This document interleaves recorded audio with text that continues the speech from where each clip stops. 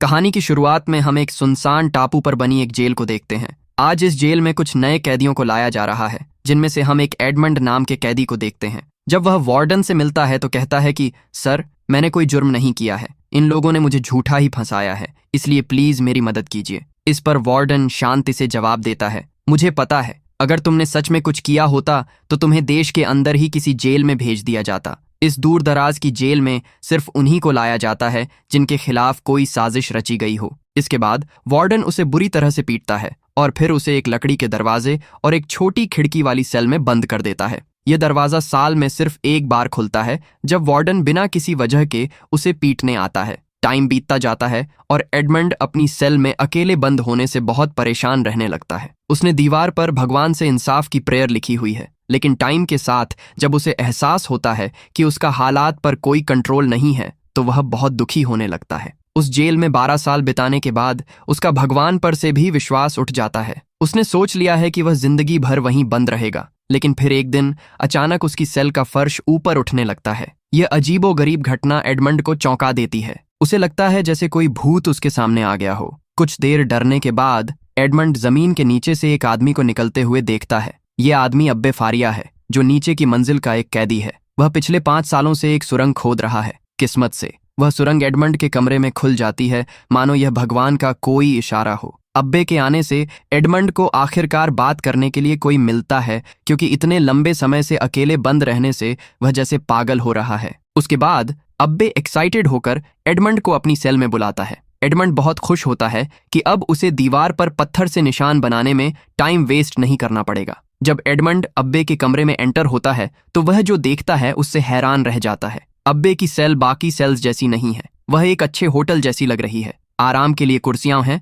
और अलमारियों पर अनगिनत किताबें रखी हैं। अब्बे एडमंड से वादा करता है कि अगर वह सुरंग खोदने में उसकी मदद करेगा तो वह बचे हुए टाइम में उसे पढ़ाएगा लिखाएगा। एडमंड के पास वैसे भी कोई और काम नहीं है, इसलिए वह तुरंत मान जाता है। जैसे ही वे खुदाई शुरू करने वाले होते हैं, उन्हें एक पहरेदार के कदमों की आहट सुनाई देती है। डर से कांपता हुआ एडमंड जल्दी से अपनी सेल में वापस भागता है और कूड़ेदान को तैयार करता है, क्योंकि पहरेदार उसकी मंजिल पर आने वाला है। इस जेल में सेल का दरवाजा सिर्फ 2 बार खुलता है, एक बार कचरा इकट्ठा करने के लिए और एक बार रात का खाना परोसने के लिए। इसके अलावा बाकी दिन खाली है, जिससे उन्हें पकड़े जाने की चिंता किए बिना सुरंग खोदने का भरपूर टाइम मिल जाता है। उसके बाद हम देखते हैं कि अब्बे अपने बालों का एक छोटा गुच्छा काटता है। वह एक पत्थर पर चिंगारी मारता है, बालों में आग लगाता है और फिर एक मोमबत्ती जला लेता है। फिर किसी तरह वे दोनों सुरंग में घुस जाते हैं और आगे खुदाई जारी रखते हैं। नीचे बहुत कम जगह है, इसलिए खुदाई आसान नहीं है। अब्बे का अनुमान है कि अगर वे इसी स्पीड से काम करते रहे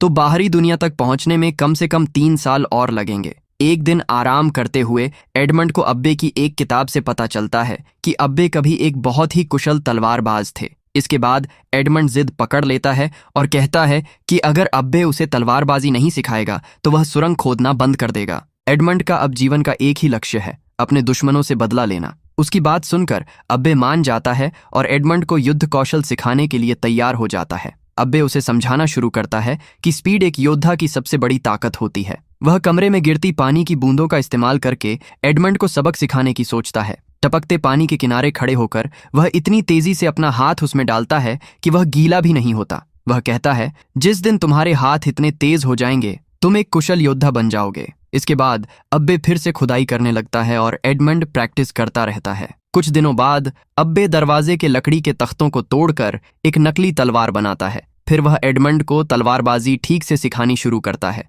तलवारबाजी की ट्रेनिंग पूरी होने के बाद एडमंड पढ़ाई पर ध्यान देता है। अब उसका पूरा दिन पढ़ाई, खुदाई और तलवारबाजी के अभ्यास में बीतने लगता है। कुछ महीनों बाद एडमंड की तलवारबाजी में काफी सुधार आ जाता है। अब अब्बे को यह एहसास होने लगता है कि एडमंड उससे भी बेहतर तलवारबाज बन गया है। एक शाम बातचीत के दौरान एडमंड को पता चलता है कि अब्बे कभी स्टेडिया नाम के एक बहुत अमीर परिवार के लिए काम करता था। उसके मालिक ने बहुत बड़ी संपत्ति जमा की थी और अब नेपोलियन ने खजाने का पता लगाने के लिए अब्बे को कैद कर लिया है। यह सुनकर एडमंड को बहुत गुस्सा आता है, क्योंकि उसने भी कभी नेपोलियन का साथ दिया था। दोनों को ही धोखे के कारण जेल में डाल दिया गया है। दिन ब दिन सुरंग खोदना उन्हें आजादी के करीब ला रहा है। एक दिन उन्हें सुरंग में पौधों की जड़ें दिखाई देती हैं, जिससे अब्बे को एहसास होता है कि वे सतह तक पहुंचने के बहुत करीब हैं। यह जानकर दोनों बहुत खुश होते हैं, लेकिन जल्द ही कुछ ऐसा होता है जिसने उनकी खुशी को गम में बदल दिया। सुरंग अचानक हिलने लगती है और तेज आवाज के साथ कई पत्थर और तेल उन पर गिरता है, जिससे अब्बे उसके नीचे दब जाता है। घबराया हुआ एडमंड जल्दी से पत्थर हटाता है और अब्बे को बाहर निकालता है। अब्बे की छाती पर एक भारी पत्थर लगने से वह बुरी तरह घायल हो जाता है। फेफड़ों को हुए डैमेज की वजह से उसकी किसी भी पल मौत हो सकती है। अपने आखिरी पलों में अब्बे एडमंड को कमजोरी से बताता है कि उसके कमरे में एक पत्थर के नीचे एक किताब है। उस किताब के नीचे भी कुछ छिपा है। एडमंड को वही खजाने का नक्शा मिलता है जिसके लिए अब्बे को कैद किया गया था। उसे देखकर वह चौंक जाता है। अब्बे उससे वादा लेता है कि वह खजाने का हमेशा अच्छे कामों में इस्तेमाल करेगा और जितना हो सके बुरे कामों से दूर रहेगा। एडमंड वादा करता है और उसके कुछ ही देर बाद अब्बे की मौत हो जाती है। एडमंड की आंखों में आंसू हैं। उसे लग रहा है कि वह एक बार फिर अकेला हो गया है। तभी पहरेदार खाना देने आता है। एडमंड दीवार के पीछे छिप जाता है। पहरेदार आवाज लगाता है लेकिन कोई जवाब नहीं आता। जब वह अंदर चेक करने आता है और अब्बे की लाश देखता है तो वह घबरा जाता है और अपने सीनियर्स को सूचना देने दौड़ता है।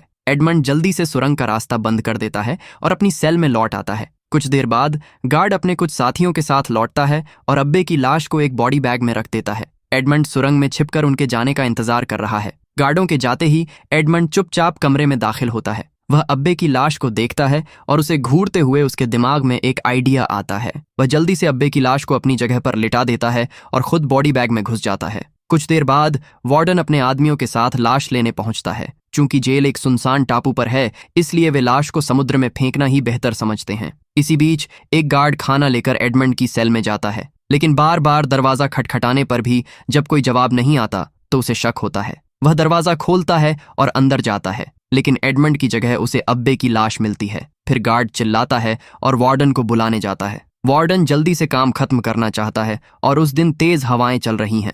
समुद्र की लहरें चट्टानों से टकरा रही हैं, जिससे कुछ भी सुनाई नहीं दे रहा है। जब वार्डन पहरेदारों की बात सुनने की कोशिश कर रहा है, एडमंड अचानक वार्डन की चाबियां चुरा लेता है। इससे वार्डन भी एडमंड के साथ समुद्र में गिर पड़ता है। पानी में गिरते ही एडमंड जल्दी से चाबियों से खुद को आजाद करता है। जब वह तैरकर सतह पर आता है तो वह वार्डन की तरफ देखता है। उसके अंदर बरसों का गुस्सा उबल पड़ता है और वह वार्डन को बेरहमी से समुद्र में डुबो देता है, जिससे उसकी मौत हो जाती है। उसके बाद वह बिना पीछे देखे समुद्र में दूर तक तैरता रहता है। अगली सुबह जब एडमंड उठता है तो वह एक द्वीप पर है। उसे नहीं पता कि वह कैसे बच गया या वहां कैसे पहुंचा। उसे भी समझ नहीं आ रहा है कि वह अभी तक कैसे जिंदा है, लेकिन वह अब भी आजाद नहीं हुआ है। पास ही समुद्री लुटेरों का एक ग्रुप शांति से उसे देख रहा है। एडमंड को लगता है कि वह मारा जाएगा, लेकिन समुद्री लुटेरों के सरदार लुइगी उसे एक मौका देता है। वह कहता है कि वह एडमंड को एक शर्त पर जिंदा छोड़ देगा। एडमंड को अपने गद्दार दोस्त जैकब से लड़ना होगा,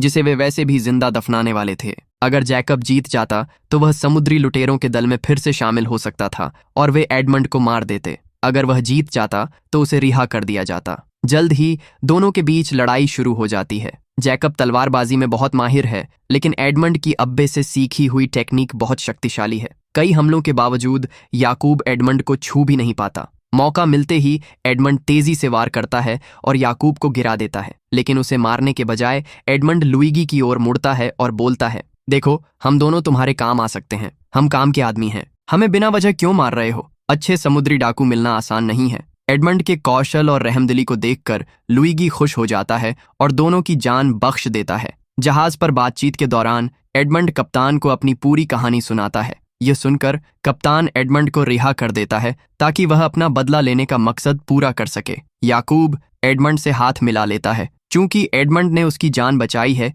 इसलिए याकूब वादा करता है कि वह हमेशा उसके प्रति वफादार रहेगा। एडमंड जैकब से एक नाव का इंतजाम करने को कहता है। फिर एडमंड देर रात चुपचाप अपने बूढ़े मालिक के घर जाता है, लेकिन सब कुछ बदल चुका है। बूढ़ा मालिक उसे पहचानता तक नहीं है। उसे पता चलता है कि एडमंड के कैद होने के बाद उसके पिता की दुख से मृत्यु हो गई थी। एडमंड इस खबर से बहुत सदमे में है, लेकिन सबसे बड़ा झटका तब लगता है जब उसे पता चलता है कि उसके पुराने दोस्त मॉन्टेग्यू ने उसे फंसाया है और उसकी मंगेतर मर्सिडीज से शादी कर ली है। अगले दिन एडमंड और जैकब उस द्वीप की ओर चल पड़ते हैं जहां नक्शे पर खजाना बना हुआ है। वे द्वीप का चप्पा चप्पा छान मारते हैं, लेकिन खजाना नहीं मिलता। तब एडमंड को लगता है कि शायद पानी के नीचे कुछ है। वह नक्शे में दिखाई गई जगह के पास एक तालाब में कूद जाता है। वहां उसे कई पुराने संदूक मिलते हैं। जैसे ही वह उनमें से एक खोलता है, उसे चमकता हुआ सोना दिखाई देता है। जैकब खुशी से उछल पड़ता है और नाव में जितना सोना भर सकता है भर देता है, लेकिन सारा खजाना ले जाने के लिए उन्हें एक बड़े जहाज की जरूरत है और एडमंड को पता नहीं है कि वहां कैसे पहुंचा जाए। खुशी से ज्यादा अब वह बदले की आग में डूबा हुआ है। वह तय करता है कि इस दौलत का इस्तेमाल सिर्फ एक ही मकसद के लिए करेगा, बदला। शुरुआत में एडमंड एक बड़ा आलीशान घर खरीदता है और खुद को फ्रांस का नया रईस घोषित करता है। वह आसपास के सभी रईसों को अपनी आलीशान हवेली में एक भव्य पार्टी में बुलाता है। जल्द ही उसका शाही अंदाज और ठाट बाट उसे मशहूर कर देते हैं। हर कोई उसके बारे में बात कर रहा है, लेकिन असल में एडमंड यह सब अपने धोखेबाज दोस्त मॉन्टेग्यू का ध्यान खींचने के लिए कर रहा है। मॉन्टेग्यू पार्टी में आता तो है, लेकिन उससे बात किए बिना ही चला जाता है। इसी बीच जैकब एडमंड को बताता है कि मॉन्टेग्यू का एक बेटा है जिसका नाम अल्बर्ट है। इसलिए एडमंड एक खूबसूरत महिला और अपने कुछ लुटेरे दोस्तों के साथ मिलकर अल्बर्ट के अपहरण का नाटक रचता है ताकि एडमंड उसका रक्षक बन सके। प्लान कामयाब रहता है। अल्बर्ट को लगता है कि इस रईस ने उसकी जान बचाई है। एहसानमंद होकर अल्बर्ट एडमंड को अपनी आने वाली जन्मदिन की पार्टी में इनवाइट करता है और उससे आने की रिक्वेस्ट करता है। एडमंड हिचकिचाहट का नाटक करता है, लेकिन आखिरकार मान जाता है। पार्टी में अल्बर्ट अपने पिता मॉन्टेग्यू का एडमंड से इंट्रोडक्शन कराता है। 13 साल बाद वे आमने सामने हैं, लेकिन मॉन्टेग्यू उसे पहचान नहीं पाता। एडमंड का रूप पूरी तरह बदल गया है। हालांकि जब मर्सिडीज उसे देखती है तो उसे एक अजीब सा एहसास होता है। वह पहले तो उसे पहचान नहीं पाती, लेकिन जब एडमंड उसके बालों को एक खास अंदाज में छूता है और घुमाता है जो सिर्फ वह ही करता था, तो उसे तुरंत समझ आ जाता है कि वह कौन है। यह एडमंड की पुरानी आदत थी। एडमंड जानता है कि मॉन्टेग्यू पैसों के लिए बेताब है, इसलिए वह उससे झूठ बोलता है कि उसे एक बहुत बड़ा खजाना मिला है और अगले दिन एक जहाज 100 किलो सोना लेकर आ रहा है। एडमंड की बातें सुनकर वह मोनागू के साथ एक प्लान बनाता है। वे एडमंड के खजाने को उसके पास पहुंचने से पहले ही चुरा लेने और सारा सोना अपने पास रखने का फैसला करते हैं। मोनागू कहता है कि वह किसी ऐसे व्यक्ति को जानता है जो उनकी मदद कर सकता है। दरअसल ये 3 आदमी वही थे जिन्होंने सालों पहले एडमंड को फंसाया था और उसे जेल भिजवाया था, और अब एडमंड ने जानबूझकर उन सबको एक साथ इकट्ठा किया है। पार्टी के बाद मर्सिडीज चुपके से एडमंड की गाड़ी में बैठ जाती है। रोते हुए वह बताती है कि मोनागू ने उससे झूठ बोला था। उसने बताया कि एडमंड को फांसी दे दी गई है। एडमंड को डर है कि यह सच उसकी बदला लेने की पूरी प्लानिंग को चौपट कर देगा, इसलिए वो मर्सिडीज को अभी वहां से जाने को कहता है। फिर हम देखते हैं कि एडमंड का जहाज लूट लिया गया है और यह मोनागू के आदमी ने किया है। यही आदमी एडमंड को जेल भेजने वालों में से एक था। उस आदमी ने सोचा कि उसने जहाज आसानी से लूट लिया है, लेकिन जल्द ही पहरेदार आ जाते हैं और उसे पकड़ लेते हैं। वह भागने की कोशिश करता है, लेकिन एडमंड आ जाता है। उस आदमी ने लड़ने की कोशिश की, लेकिन एडमंड ने उसे मारने से पहले उसके गले में फंदा डाल दिया। एडमंड अपनी असली पहचान बताता है ताकि वह जान सके कि वह क्यों और किस जुर्म के लिए मर रहा है। अब एडमंड का अगला निशाना मजिस्ट्रेट विलफोर्ड है। सालों पहले इसी मजिस्ट्रेट ने नेपोलियन के खत के मामले में एडमंड को फंसाया था। मजे की बात यह है कि मजिस्ट्रेट के पिता नेपोलियन के समर्थक थे, लेकिन सत्ता की लालच में विलफोर्ड ने अपने ही पिता की हत्या करवा दी और एडमंड पर इस जुर्म का आरोप लगाया, जिसके कारण उसे जेल हो गई। इस बार एडमंड चालाकी से विलफोर्ड से बातचीत के दौरान सब कुछ कबूल करवा लेता है। विलफोर्ड यह सोचकर सब कुछ कबूल कर लेता है कि एडमंड के पास कोई सबूत नहीं है, लेकिन उसे यह नहीं पता था कि पुलिस पहले से ही कमरे में मौजूद है और सब कुछ सुन रही है। वे विलफोर्ड को मौके पर ही गिरफ्तार कर लेते हैं। इस बीच अब कंगाल हो चुका मोंटेग भागने की तैयारी कर रहा है, लेकिन मर्सिडीज उसके साथ जाने से इनकार कर रही है। वह उसे बताती है कि अल्बर्ट उसका बेटा नहीं बल्कि एडमंड का है। जब मोंटेग ने मर्सिडीज से शादी की तो वह पहले से ही गर्भवती थी। यही कारण था कि वह उससे शादी करने के लिए राजी हुई। मोंटेग गुस्से से चिल्लाता है, लेकिन कुछ बदल नहीं सकता। वह उस किले की ओर दौड़ता है जहां उसने सारा चोरी का खजाना छिपा रखा है, लेकिन जब वह संदूक खोलता है तो वे रेत से भरे हैं। आखिरी संदूक में उसे केवल एक छोटा सा संदूक का टुकड़ा मिलता है जो उसने एडमंड को दिया था। उसी पल एडमंड वहां आ जाता है। मोंटेग अब सच्चाई जान गया है। गुस्से में वह तलवार से एडमंड पर हमला कर देता है, लेकिन मोंटेग उसका कोई मुकाबला नहीं कर पाता। एडमंड आसानी से उसे निहत्था कर देता है और दीवार से चिपका देता है। जैसे ही एडमंड आखिरी वार करने वाला था, अल्बर्ट बीच में आ जाता है और कहता है कि वह अपने पिता को ऐसे नहीं मरने देगा। मोंटेग इस मौके का फायदा उठाकर चुपके से एक छिपी हुई बंदूक में गोलियां और बारूद भर लेता है। तभी मर्सिडीज दौड़ती हुई आती है और मोंटेग को रोक लेती है। वह उसे सच बताती है कि अल्बर्ट असल में उसका बेटा है। एडमंड सन्न रह जाता है। तभी मोंटेग एडमंड पर बंदूक तान देता है, लेकिन जैकब फुर्ती दिखाते हुए बिजली की गति से एक चाकू फेंकता है। गोली एडमंड से चूक जाती है, लेकिन मर्सिडीज के कंधे में लग जाती है। मोंटिक ध्यान भटकाने के लिए भागने का रास्ता बनाता है, लेकिन एडमंड उसका पीछा करता है। मोंटिक अपने घोड़े पर सवार होकर उस पर टूट पड़ता है। एडमंड की तलवार गिर जाती है और एक पल के लिए ऐसा लगता है कि मोंटिक का पल्लड़ा भारी है, लेकिन अंत में एडमंड मोंटिक को गिराने और उस पर जानलेवा वार करने में कामयाब हो जाता है। मोंटिक की मौके पर ही मौत हो जाती है। बदले की आग जब शांत होती है तो एडमंड अपनी पत्नी और बेटे के साथ उस द्वीप पर वापस चला जाता है जहां उसने अपनी जिंदगी के 13 साल बिताए थे। वहां उसे अपने गुरु अब्बे फारिया की याद आती है। आखिरकार वह उस द्वीप को खरीद लेता है ताकि किसी और को वह दर्द न सहना पड़े जो उसने सहा है। अगर आपको वीडियो पसंद आया हो तो लाइक और चैनल को सब्सक्राइब करना न भूलें।